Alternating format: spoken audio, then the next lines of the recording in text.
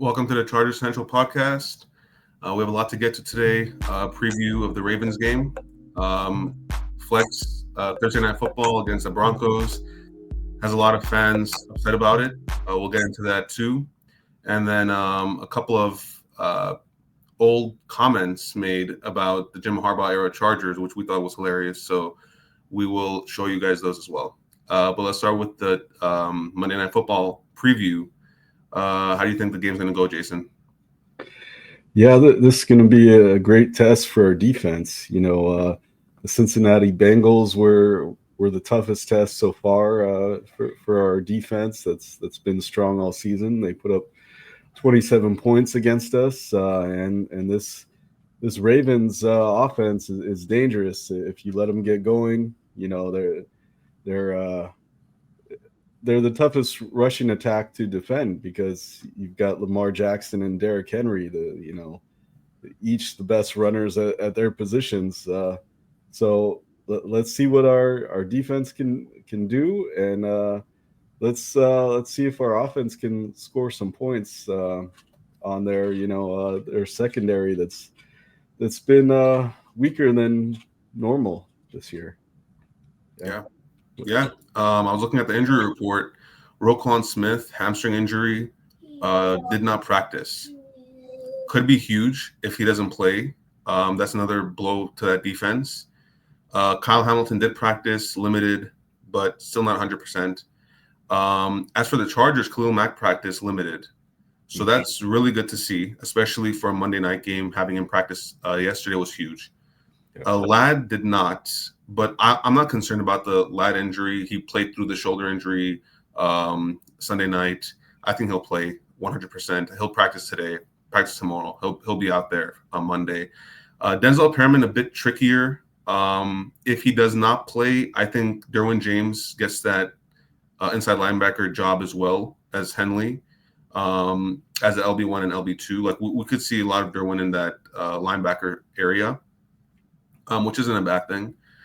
Because we've seen him, just everywhere on the field, and he, does well. I think this year he's kind of had a down year, but he'll pick it up when it matters most. Like we saw against the Bengals, he picked it up, so I think he'll be fine. And then Troy Dye, situational. I think he's doing fine in those situational possessions. He'll keep doing what he's doing. So I'm not too concerned about the Perriman injury. I think if he rests this week, plays next week, we'll be okay. As for the Ravens offense, like you said, this is probably the best offense we're going to face. They just can hit you on all cylinders. Lamar Jackson can run the ball. They do this play where Zay Flowers shoots right through the middle and Lamar fakes it. But it looks like even the cameramen, they get faked out. And he just takes it straight through the middle, first down all the time. So that's a play that you got to stop because it's just overpowered. Derrick Henry, of course, he's going to do what he's going to do. But like I said on Monday, the Steelers were able to figure out that formula on how to stop him. I'm sure the coaching staff is going to look at that tape and go, okay, these are the points where what we like and we should try out against Henry. And really, because Chase has such a great game against the Bengals, 200 yards, right? 200 plus yards, 3 touchdowns. I'm like, let's see that from Ladd now. I think we can see that from Ladd. So it could be high scoring, but as long as we can contain Derrick Henry, let Zay do what he's going to do, because we've seen them, Higgins and Chase go off against us and we still get the win. So let Zay do what he's going to do. Just shut down Henry and keep that defense fresh. Yeah, I think I'm even more worried about Lamar because we've seen the Chargers have some struggles against rushing QBs, like Kyler Murray rushing in for the touchdown, Justin Fields. Bo Nix, yeah. Bo Nix, yeah. So Lamar is the ultimate test for a rushing QB, They do have some weak spots on the offensive line, just like we do. So if we can attack that, and I'm sure Jesse Minter will be prepared for that to bring the pressure. Then you just can't let Lamar escape. That's the tricky part. Right. Yeah. I mean, I am confident in Derwin and Henley. I've, had high praise for Henley all season. I think this is his moment now. Like this is where you have to show that you can tackle. And he's shown that he can get up to double-digit tackles a game. So this is his moment here. If Lamar is going to be stopped, it's going to be stopped by Henley. So let's see him. Let's see him do what he does. I think if we get ahead, which I hope we do, they're going to have to throw the ball. And I think that's the biggest key for Monday. You got to get ahead of the Ravens. Like I said, Zay can, do what he does. That's fine. But as long as we get the win, doesn't matter. And Deontay Johnson hasn't really been involved in that offense, surprisingly. I don't know what the point of bringing him in was, because he just has been quiet all along. And then Aguilar is out, did not practice, so he may not play. So it's really Bateman and Flowers, and then Andrews and Likely, of course. Yeah. But, I mean, Likely's been quiet. So it's a weird team in a sense that there are a lot of inconsistencies. But when that one player is clicking, the team is clicking, right? Whether it's Flowers, Andrews, whoever it is. So a lot of inconsistencies. Like we saw last week against the Steelers, they put up 16 points, I believe. That's surprising for a high-powered offense like that. So we just have to play them similarly to the way Steelers played them, but put points on the board. Yeah, that's key because Derrick Henry only got something like 12 carries against the Steelers, and I think that's because they were playing an uphill battle type of game. Tucker missed a couple field goals, and he's got a new snapper this year. So he's not the same Tucker that we know. He's missed something like 6 field goals. So that could be huge. Yeah, I think that's a problem for him, and people are like, putting him down, and I'm like, I don't know if it's his fault, because they're saying he's old and this and that. I don't know if it's his fault. Yeah. I mean, people don't know snappers are huge for a kicker. Yeah. I mean, 10 times out of 10, if that snap is right, the kick is good. Like the McPherson kick, the snap was horrible. It was completely crooked, and he missed, but that's not on him, right? And a lot of people blame the kicker, but they don't understand that the snap is more important, because if that ball is crooked or it's not right or whatever, the kick is going to be off. Yeah. So we kind of got lucky on Sunday with the McPherson misses.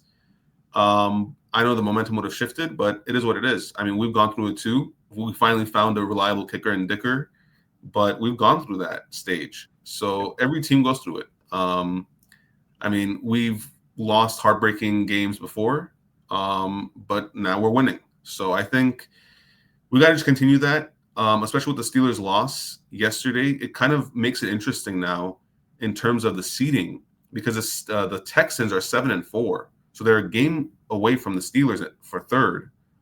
And I believe the Ravens are 7-4 as well, also a game away. So it makes it really interesting. And the Steelers' schedule is brutal after that loss yesterday. So it's going to be tough for Pittsburgh. Yeah. On top of that, the Colts' schedule is a lot easier. I was just looking at this today. They play the Jags, the Giants, but after the Lions game Sunday, the rest of their schedule is pretty easy. I believe they play the Broncos the week before we play them, the Broncos. So that's pretty much their 2 tough opponents, the Broncos and the Lions. If the Broncos beat the Colts, I think the Broncos make the playoffs. But that game could decide a lot of stuff in terms of seeding. But again, it's very uncertain, right? Like we were saying on Monday, there's a lot of uncertainty. So we'll see what happens. A lot of games to go still, but the Steelers are going to be in trouble if they can't get a couple wins here. Yeah, I know a lot of people are shocked about that Browns beating the Steelers last night, but I don't think we are. I mean, the Browns are a good team with Jameis Winston. We talked about that, when we were previewing the game against the Browns, that it's a team you can't sleep on. So that's what made the Chargers' domination over them so much more impressive, because we really gave up 3 points. pretty much. Yeah. It was that Tillman, like, late heave to Tillman. I think that was it. And the game was already done, by then. Yeah. So it just goes to show how good this team is. And to say that we haven't faced any competition is a bit of a reach. I mean, come on. We played the Steelers. Half our team was out. Let's be real. Yeah. The Chiefs, half our team was out. And then we come back from the bye week, finally Slater all back, and we see what's happened. Aside from that Cardinals game where we didn't play well, and it was just an odd game like we were talking about at the time, just a weird game. I don't know what it was. It just wasn't – it didn't seem right. But whatever it was, we lost that. And I think people have not given Herbert enough credit for – he has 15 touchdowns this year, I believe, and 1 interception.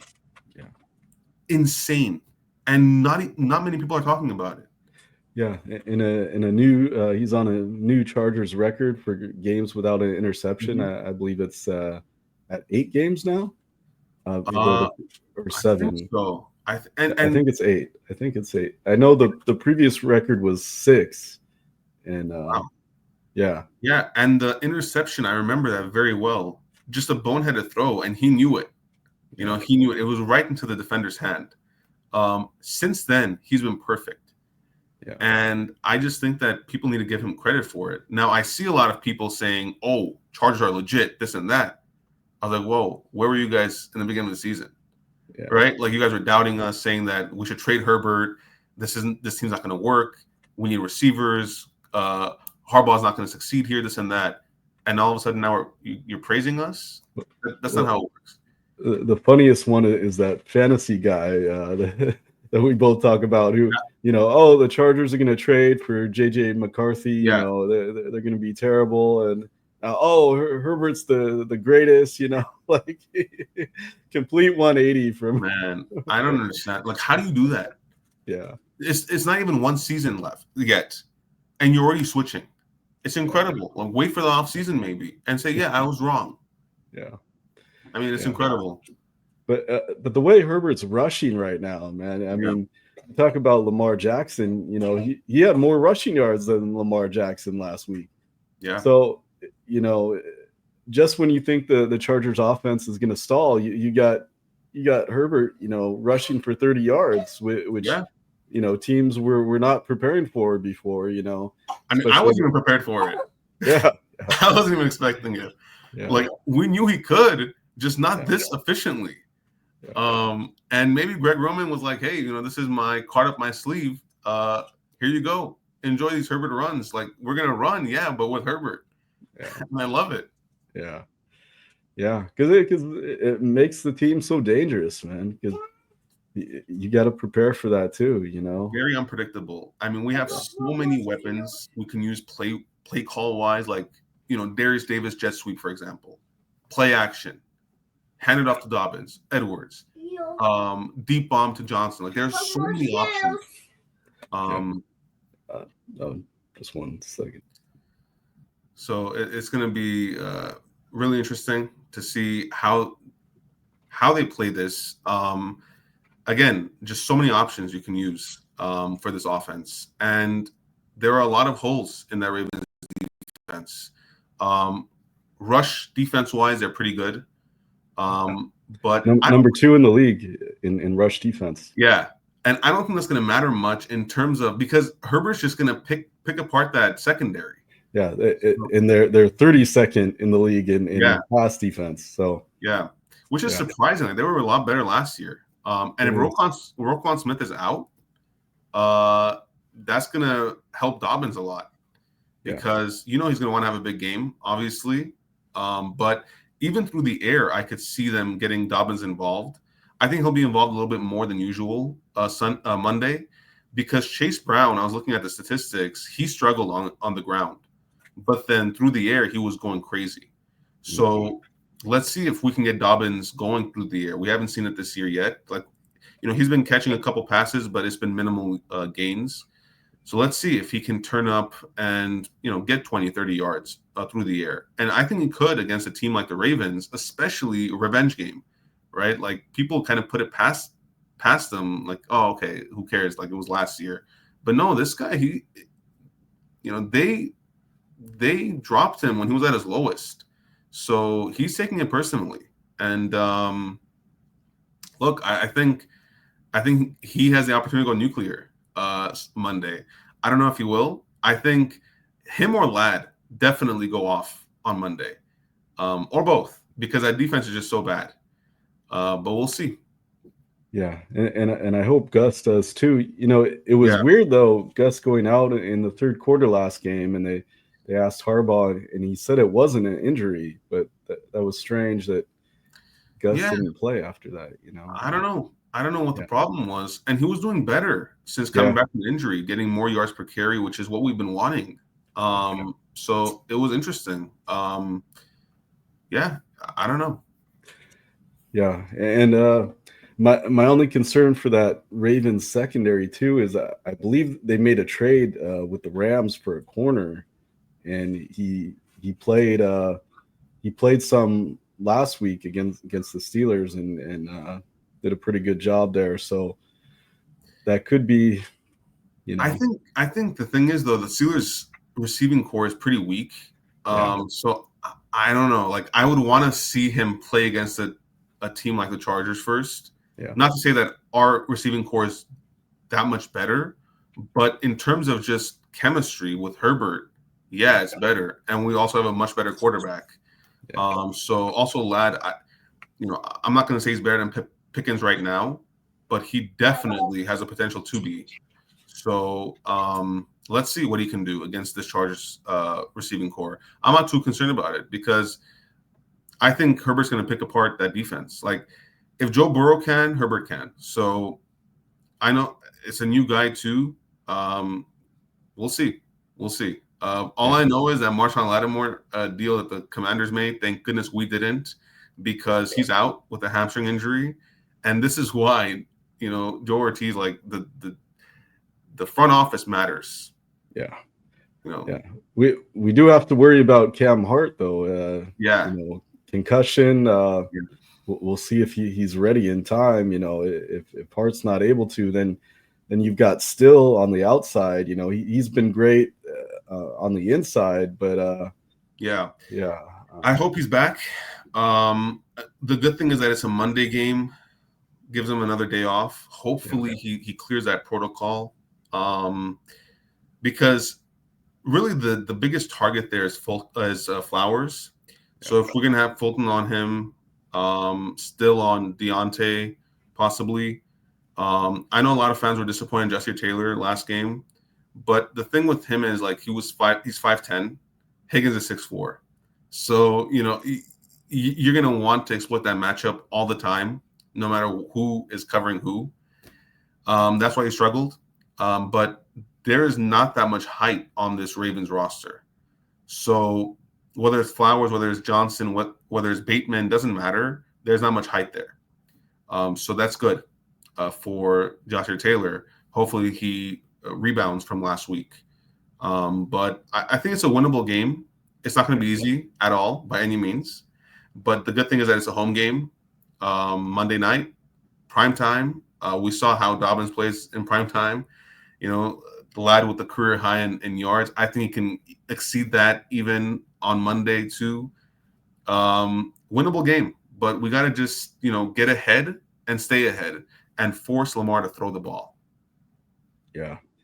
There's a crazy stat that the Chargers have only been down more than one touchdown 7 minutes all season, and that was by 9 points. It wasn't by 2 touchdowns. So we've been in every game. As long as like you said, we need to get that lead so that that Derrick Henry isn't as dangerous. They're not feeding him those carries, those punishing carries that wear teams down in the fourth quarter. And Lamar isn't. Lamar's been MVP. He could be MVP again, but he's not the accurate passer that Justin Herbert is. He's just not.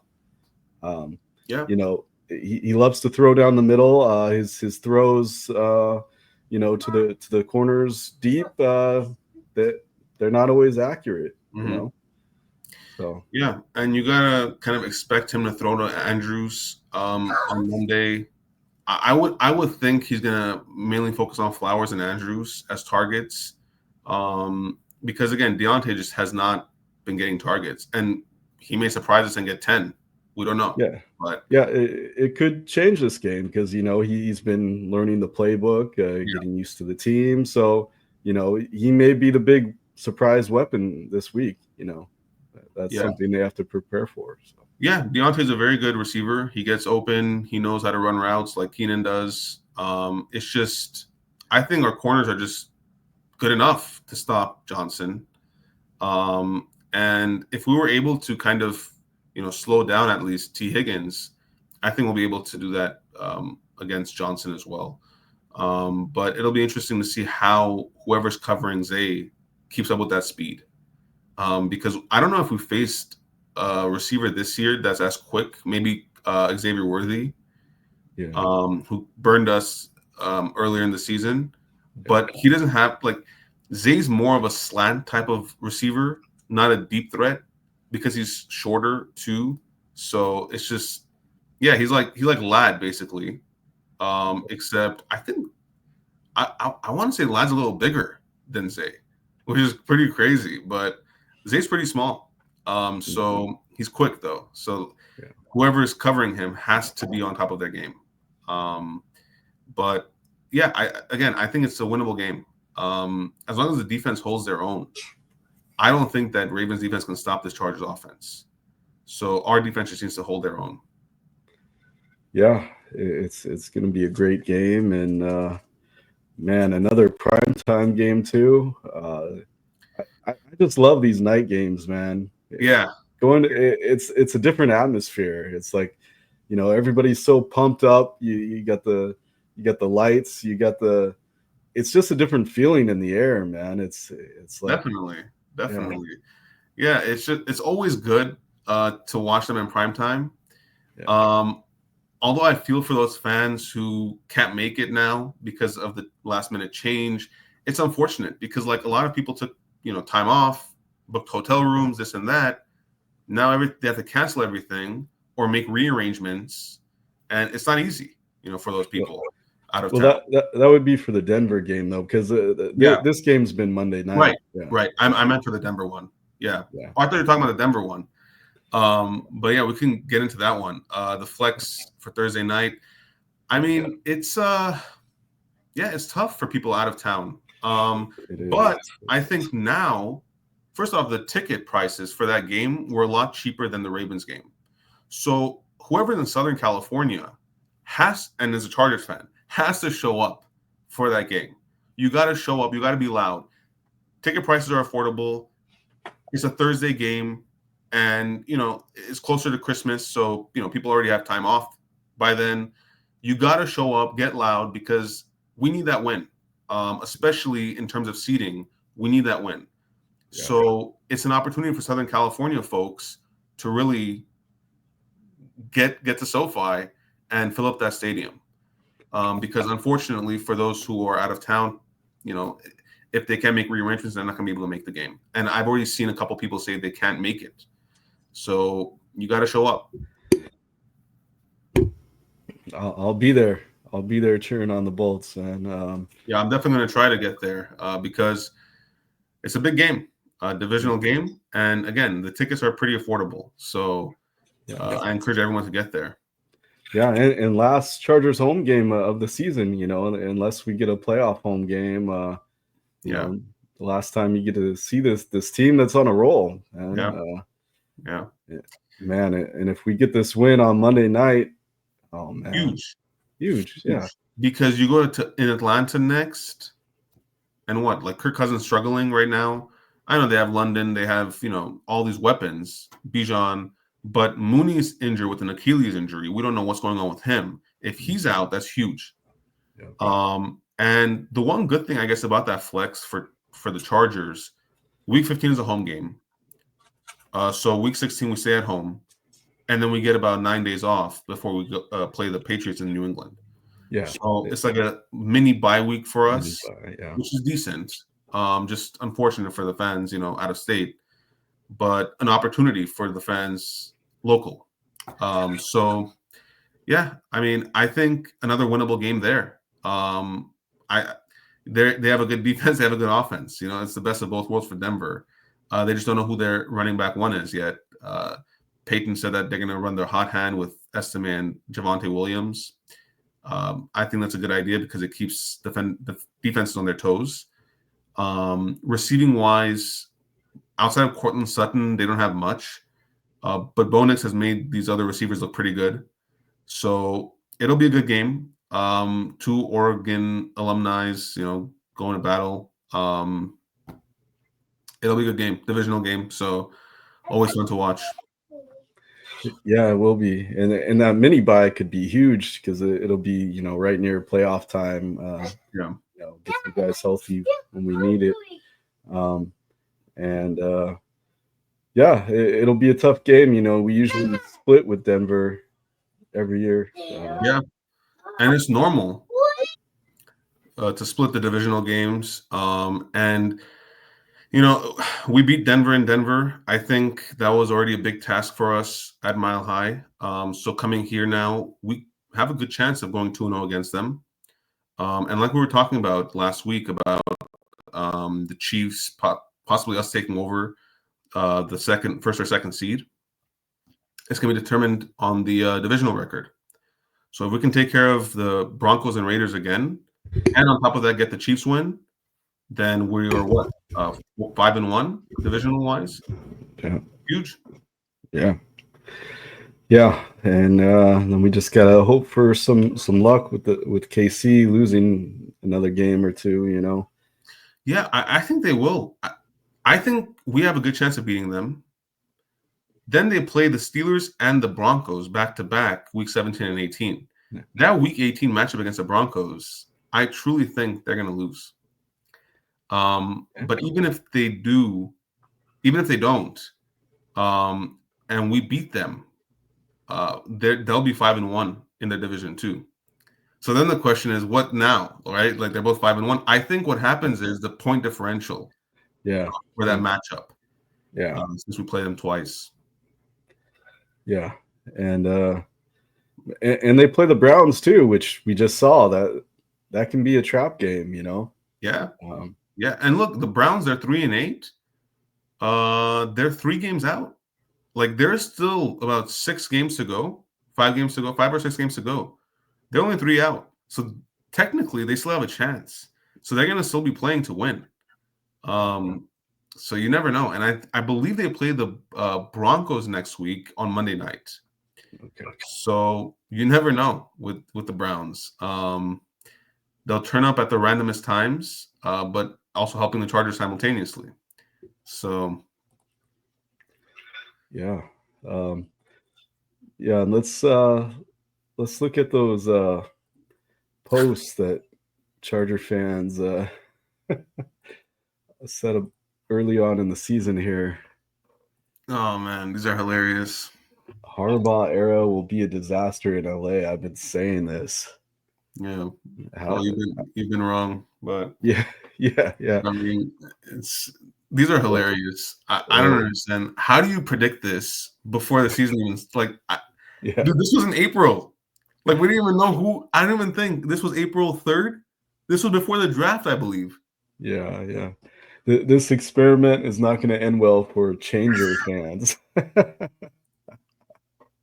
At least spell it right, dude. Yeah, dude. Like I don't understand.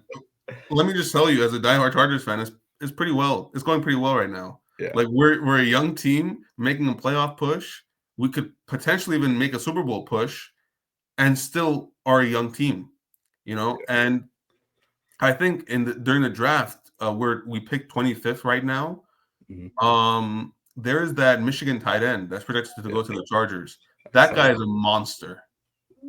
That guy is a monster. There's another tight end from Penn State who's also very good, and we'll get into that, in April once the draft approaches. But both great options for this team. We get younger at tight end. Not to say that Will Disley's not going to stay, but he can be a mentor, like Zach Ertz is to Ben Sinot right now. So, I think we're in a good shape any way you look at it.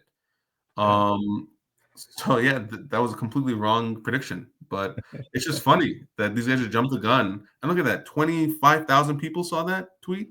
Wow, crazy. Yeah. 25,000 people saw that you're wrong. Crazy. Yeah, I wonder what they're saying now. Then there's this here.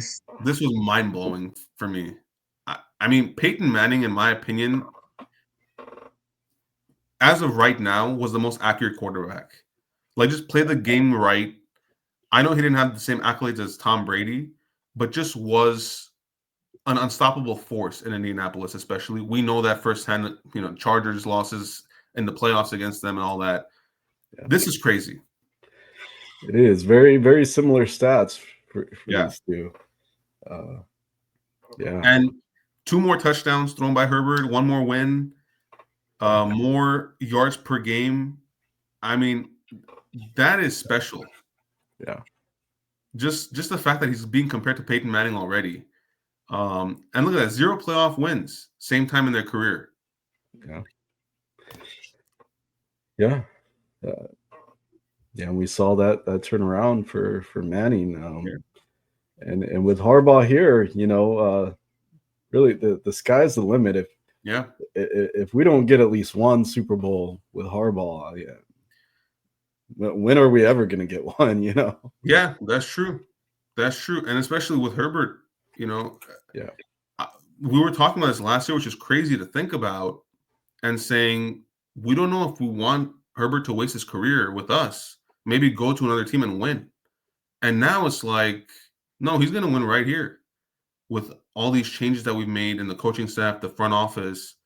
I have a lot of faith in the coaching staff, especially, but also the front office, to get Herbert the amount of help he needs to win. And if next season we can draft that tight end alongside Will Dissly, get T. Higgins, and improve that offensive line via draft, man, good luck stopping this team. Yeah, and that interior O-line's been playing better these last couple games. They have. Has Pipkins been in there? He gets subbed out sometimes, right? Especially at the goal line for that Dobbins TD. He was subbed out. There you go. For Salyer. I think that's the right approach. Yeah. Because Zion Johnson's been playing a lot better, and I think Pipkins should take a seat and have Salyer in the right tackle spot. He's still young, Salyer, or right guard, I should say. Right tackle's alt. Bozeman, he hasn't been great, but I think he's doing what he needs to right now. Just honestly, for Bozeman, just snap it correctly and protect Herbert. Yeah. You don't even have to worry about the run really, because we're not usually going up the middle. It's either to the left or to the right. Understandably so. You got Alt and Slater on each side, so just protect the quarterback. And I think there's a lot to look forward to next year, but just in terms of this year, man, it's just been special. And Jim Harbaugh was asked yesterday about facing off against John, and he goes, "Have you spoken to him?" He goes, "Yeah, we texted each other, wishing each other a good week." Oh no, I said have a good week. He said have a good week, and then we just went on to worrying about the game. And it's like, dude, I love these guys, man. Like, they're just such good people, and seeing both of them succeed is just special. It is. You root for them both, but obviously more for Jim for us. Oh yeah, no question. Yeah. But it's gonna be a special game. A lot of storylines. A lot of storylines, a lot of firepower on that field. So it's gonna be a really good game. It will. I can't wait. Can't wait to feel the electricity in the air, and we have a good chance. We have a good chance. Yeah, I think so. I think we can definitely win. And move on to the Falcons game, 8-3. Yeah. But remember to like and subscribe, and we will see you guys hopefully on Victory Monday. All right. All right. See ya.